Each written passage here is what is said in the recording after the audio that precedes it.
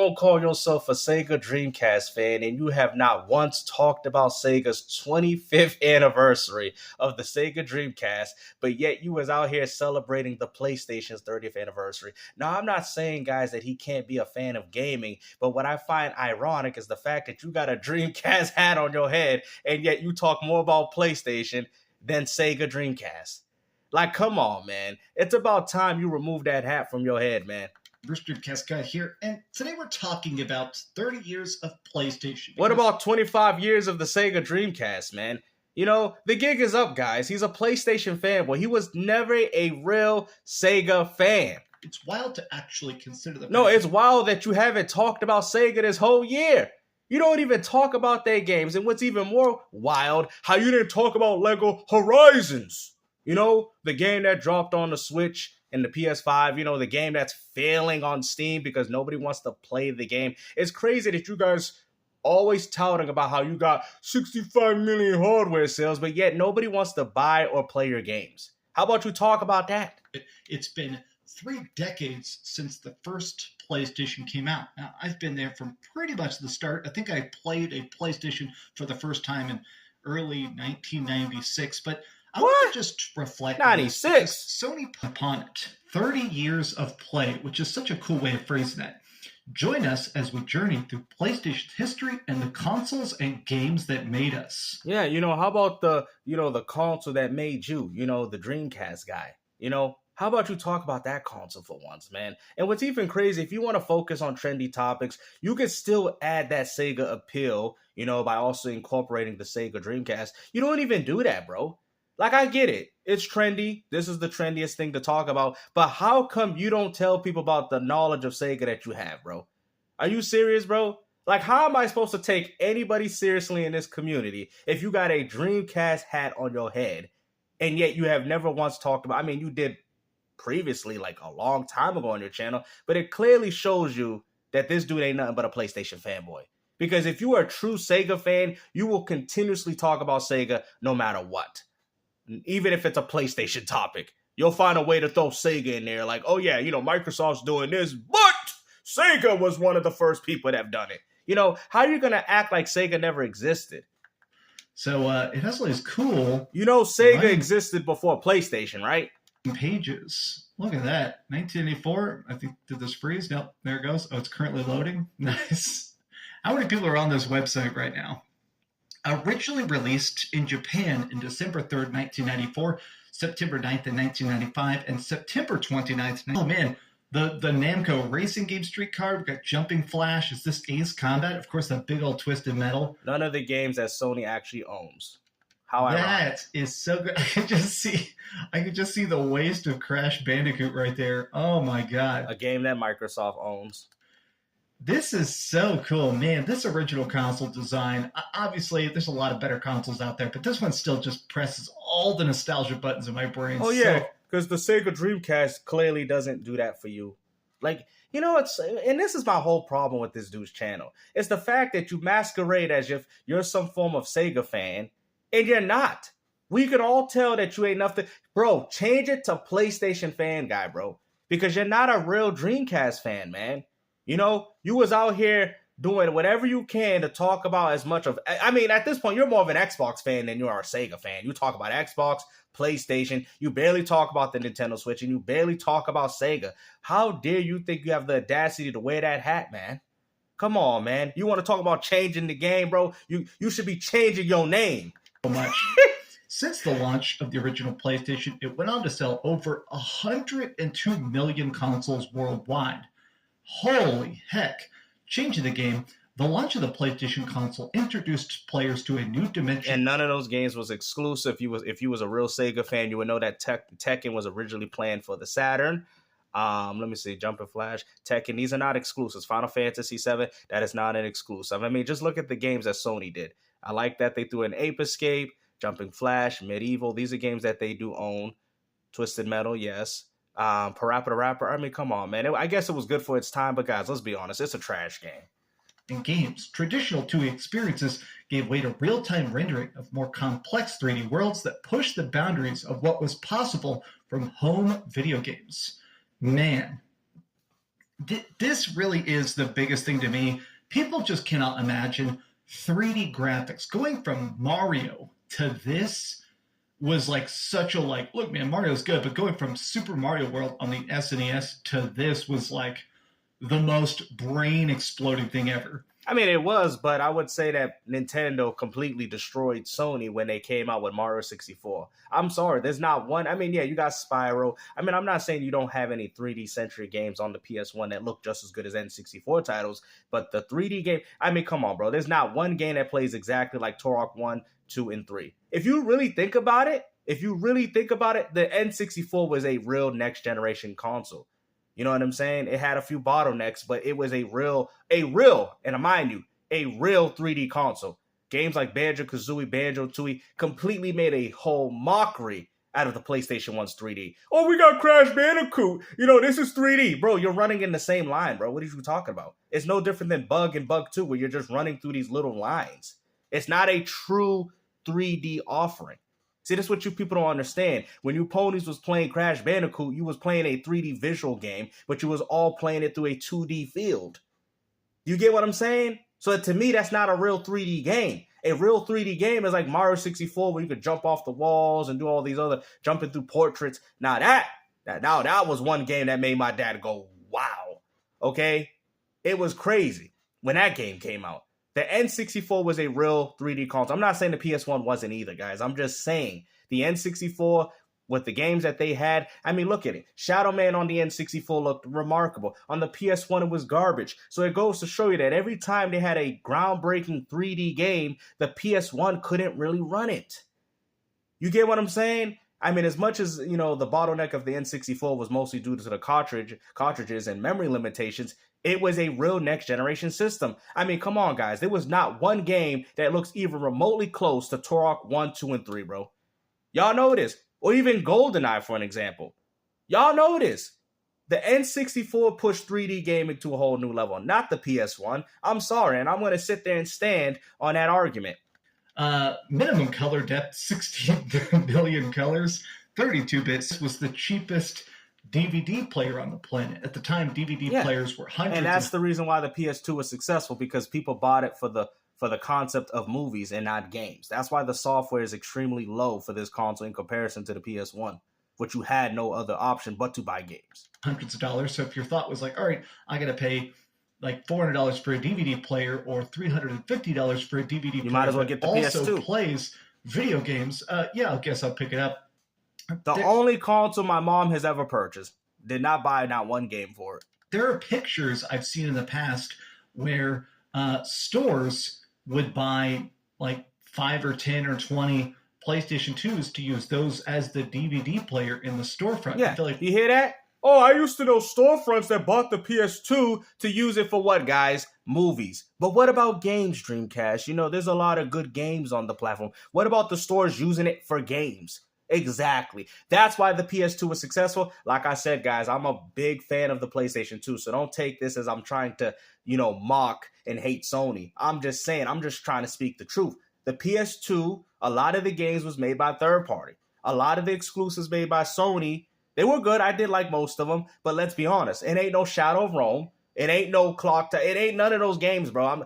I'm telling you, I can skip on those games. I mean, as much as I like Shadow Colossus and Extermination, it ain't no Resident Evil. It ain't. I hate to say it, it is what it is, bro. Sly Cooper ain't no Splinter Cell. I mean, come on, bro. What are we doing now? Ratchet and Clank was good because I like the arcade shooting. I thought that was pretty awesome, you know, at the time. But like I said, man, take the Sony games out of it. The system is still good because a lot of those Sony games weren't really all that groundbreaking. I'm just being honest, man. Y'all go, oh, you hating, man. And no, I know what people was playing on the PS2. It was called Grand Theft Auto Vice City and San Andreas. Window shopping doesn't exist now the way it did in the 90s and early 2000s and stuff. But if there used to be like a TV in the window, and it'd be playing, you know, Die Hard or something, and so, you know, get people what about Die Hard the game? Stop and look at the TV and stuff like that. And if you would notice, there'd be a PlayStation 2 beneath it. So it's funny to think about the fact that the PlayStation 2 was so ubiquitous, even just as a freaking viewing device. Live in your world, play in ours. Yeah, that used to be the motto of the PlayStation 2. That's so cool. 160 million consoles sold. I don't Jeez. actually think that's 100% true, but if it is, nobody bought games, bro. Look at the software. Like, after you guys see this, look at the sales. If this is what the PS2 sold, fine. We'll play devil's advocate. Now, look at the software that sold on the console. And most of it was like 3 to 4 million. That was a success to you guys? I mean, to be honest with you, gaming has always been niche, man. That's 156 million DVD players that y'all bought. Those weren't no gaming consoles because y'all didn't pick it up for the gaming aspect of it. At least with the original Xbox, even though they had the DVD thing where you could put it and play DVDs on it. But most people picked up an original Xbox and a GameCube to play video games. That's why Halo 2 was a success. Because people didn't have time to watch movies on their Xbox or play or watch movies on their GameCube. They were too busy playing games. So this is why I'm trying to tell you, this whole hardware argument, it only tells you one part of the story. Because you guys would say, oh, well, 160 million, that means more people played games. No, that just means more people watch movies. Is that has to be the biggest console of all time, right? I think the Nintendo Switch is like at 152 million. But see, the difference is, the Nintendo Switch is more successful because not that it didn't just sell hardware, it also sold software. You know what I'm saying? You got Nintendo Switch games selling more than consoles that came out back in the days. 80 million for Mario Kart, 50, 60 million for Smash Bros, Animal Crossing 50 million. I'm just estimating. I did see some of them. They're up there. You feel me?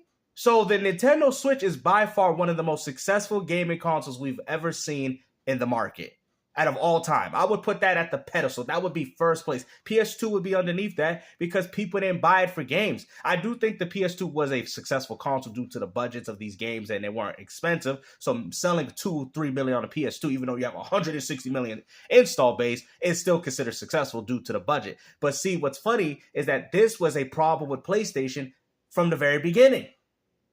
Y'all like, what do you mean? PS1 was fine. PS2 is what caused what we see now with PS5. Y'all like, explain, games. I don't know what you're talking about. Because when these companies went third party, look what happened.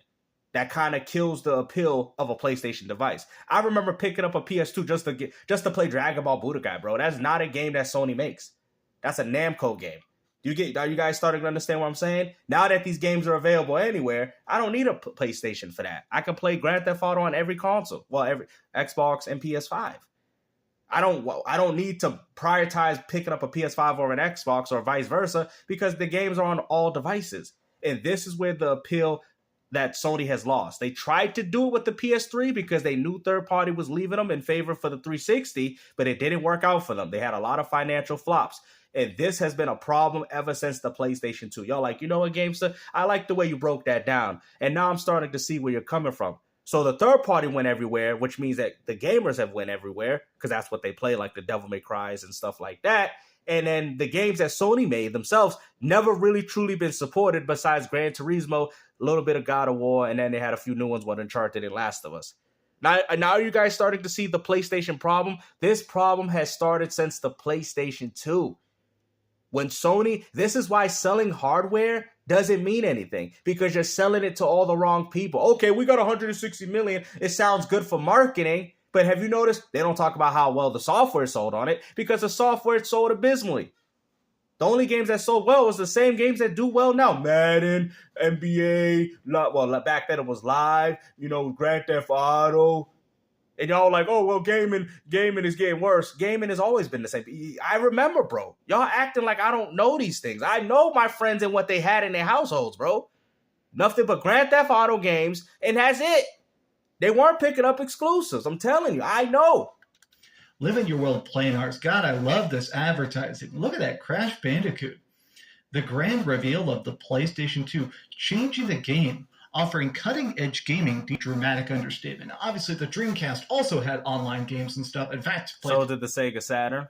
Dreamcast had way more online games, but it is still interesting to think about that. PlayStation 2... I think the PS2 might have had more online games, though. I think...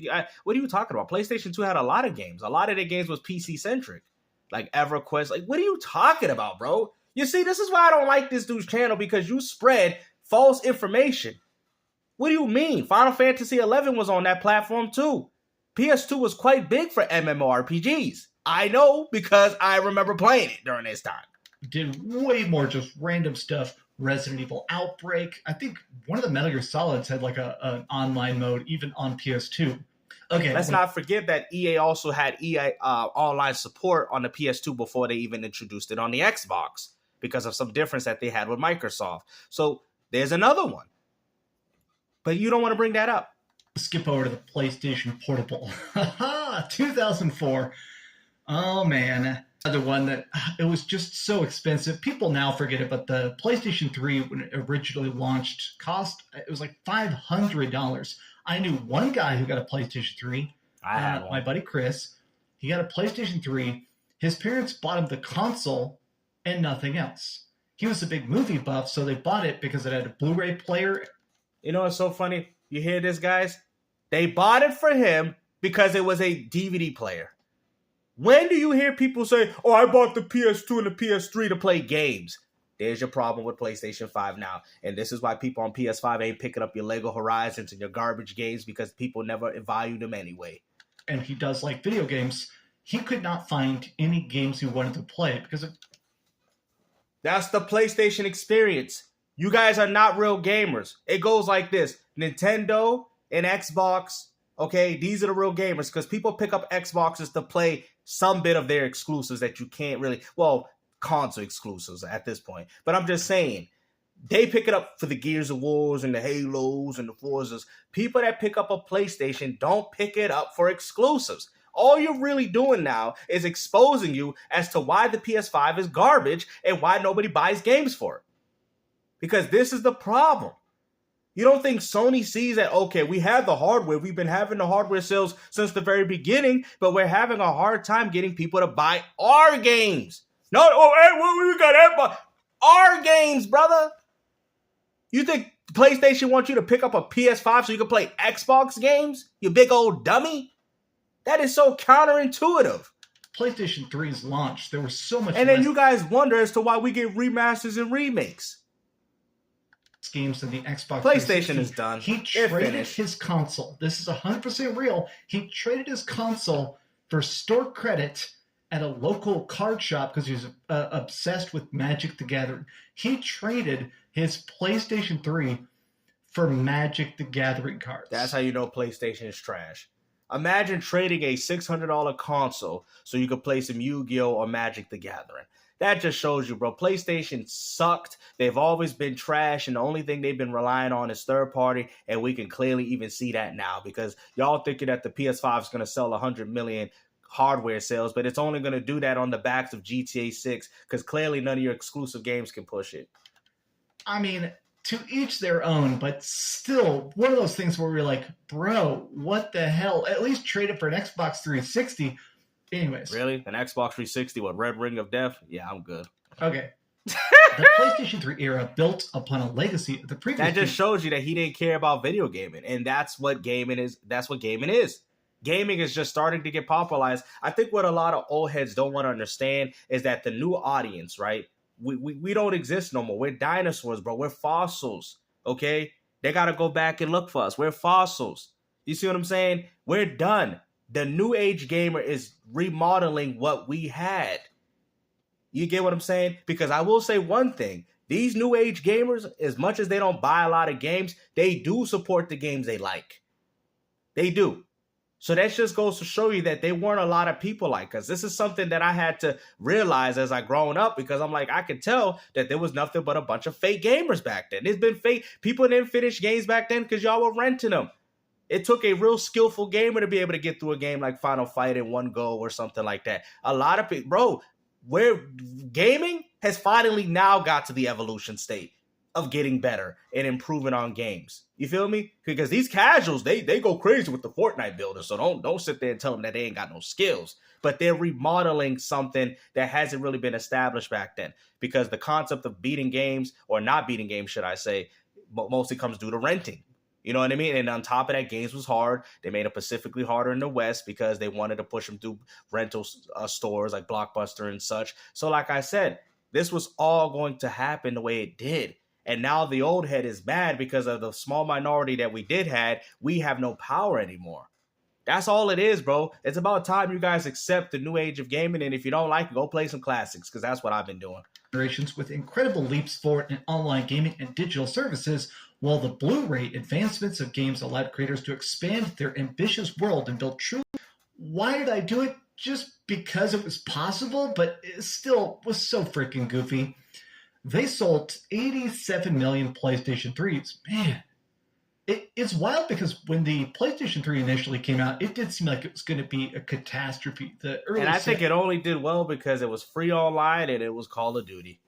Sales were so low, games took a bit to come out. Call of Duty saved the system. Developers complained about the architecture because it had asymmetrical processing. So it made it where making games for the PlayStation 3 was incredibly difficult. Some stuff like Portal, I don't think ever came to it. The Orange Box was supposed to be coming to it at some point. Orange Box was a huge success on the Xbox. It never came out. Bro, I can literally pull out the copy of Orange Box. Are you serious? Guys, see, somebody help me, bro. Somebody, I'm just about to fall, man. Somebody got to catch me, bro. I'm about to faint right now. Bro, the Orange Box dropped on the PS3. What are you talking about? It's so weird to think about that. Oh, yeah, the cross-media bar. God. I still... PS3 had a lot of features, man, especially that original model. Yeah, the origination of the touchpad, built-in microphone and speakers. You can actually talk to people directly. Man, that's so cool. Iconic games. Killzone, Shadowfall. These were launch games, man. God. Killzone, Shadowfall, Resogun, Bloodborne, The Last Guardian. Not all those are launch games because that PS4 came out in 2013. Bloodborne's 15. Last Guardian was planned for the PS3, but they pushed development 2016. Infamous is 2014, which I guess you could consider launch because it's within that window. People, this is such a funny thing now. I feel like you couldn't even dig up the info on this because it's so specific and so long ago. But when Infamous Second Son came out, it came out almost the exact same time as the original Titanfall, which was an Xbox exclusive. And so everybody thought that Titanfall won because it was great. It's made by a lot of Call of Duty developers. It was pretty good. I liked the original Titanfall. Lots of advertising. I was hyped up for and it being an Xbox exclusive and multiplayer and stuff. People thought it was on PC, but I guess skyrocket the sales of the Xbox. Infamous Second Son ended up selling more PlayStation 4s. More people bought that. There was a huge and to be honest, it's the worst game in the series. Sales of the PlayStation 4. See, the problem is with the PS4 that, yeah, it had a lot of good PS3 games, like franchises, but they were worse than the PS3 versions. Infamous was worse. Second Son was worse than the first two games. What was the other one that he showed? Killzone Shadowfall was worse than Killzone 2 and 3. So it's just like they were worse versions of game franchises that we liked on the PS3. When Infamous Second Son came out, and barely a blip on the radar when Titanfall 1 came out for the Xbox, which is just kind of wild. But again, right? All right, let's end off with the PlayStation 5. Here we go. What they're going to say about it, right? Nothing. PlayStation 2, released November 12th, 2020. Oh, that was so long ago. In November 2020, it was released in the midst of a global pandemic. The PlayStation 5 launched immersion from radical form factor revealed to the tactical responsiveness of the PS5 accessibility controller, the DualSense Edge. Let's take a look at them games. Hold on. Here we go. PS4 game. Okay. PS5. Iconic PlayStation 5 games. Yeah, man. PS4 game. Gran Turismo 7, PS4 game. Returnal, PS5 game. These are all definitely iconic. I definitely know people talk about PS4 game. Boys Big Adventure. Ratchet & Clank is 10 out of 10. Gran Turismo PS4 game. 7. God of War Ragnarok. PS4 game. Returnal. Elden PS4 game. Ring. God. Horizon. PS4 game. Helldivers. Baldur's Gate 3. Which also did better on PC. Baldur's Gate. It's so bad that, look, you know how the PS4 list, they showed exclusives? Look at that. PS5 is showing third-party games because they ain't got no games. Embarrassing. Oh, we got to throw Elden Ring in there even though the game's on PC and Xbox. Really, Sony? Y'all, this is PlayStation's history here? Man. Look at this. As many problems that... Oh, Baldur's Gate 3 is... Guys, we got to, as a Sony executive of Yoshida Productions, we got to throw in Baldur's Gate 3, even though it's available on Xbox and PC. We got to throw in there that game in there, because that game single-handedly gave us something that when we didn't have. This is embarrassing, bro. As I have with... And you got to throw Astrobot in there, a game that only sold 1.5 million. the PlayStation release schedule sometimes, you cannot freaking argue the fact that, man, when they get going, even if it is third-party What do you stuff. mean get going? Oh, yeah, see, what do you mean them get going? Sony didn't make those games, brother. Sony didn't even do Helldivers 2. That's not their game. What are you talking about? Baldur's Gate 3 is one of the best That games Sony did not make that game. of all time. Helldivers 2 was such a blast. Astrobots, the new one that just came out a bit ago, is one of the best games of all time. Not better than Mario Odyssey. It's been a fun ride. Yeah, right. You're capping, bro. You're straight up capping, bro. You know dang well the PS5 is trash in comparison to the PS1, 2, and 3. If we're talking about financials, I don't care about that. But when you're talking about the games, PS1, 2, 3, and even 4, bar none. PS5, garbage. That's why you show nothing but PS4 games and third party. Elden Ring is a PS4 game, for crying out loud. Oh, but we got to throw it in there with PlayStation's history because when we didn't have nothing, it saved us. What is Sony going to do next? Put GTA 6 there? Another game they didn't make? Man, I'm done with this fool, bro. Hopefully you guys enjoyed this video. Make sure you guys like, share, and subscribe. And like I said, man, keep dreaming.